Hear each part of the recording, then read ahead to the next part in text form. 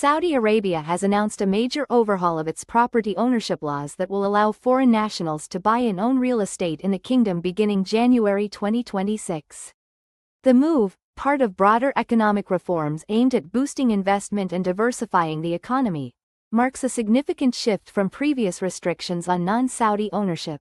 Under the new legal framework, foreigners will be permitted to own residential, commercial, industrial, and agricultural property in most cities across the kingdom.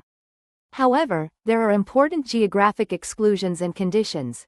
Residential ownership will remain restricted in 4 major cities: Makkah, Madinah, Jeddah, and Riyadh.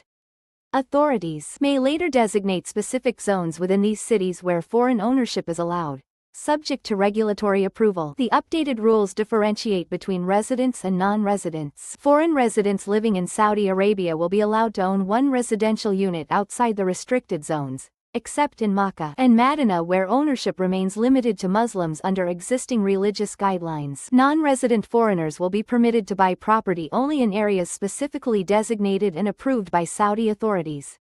In contrast to residential rules, ownership of commercial, industrial, and agricultural properties will be open to foreigners across all Saudi cities without exception, reflecting Riyadh's intention to attract international business and investment. The law also establishes a clear regulatory structure.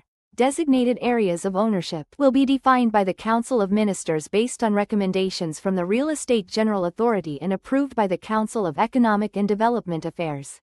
Property transactions must be registered with the Saudi Real Estate Registry, and a transaction fee of up to 5% of the property value will apply to foreign buyers, with penalties for non-compliance including fines and possible forced sales in severe cases.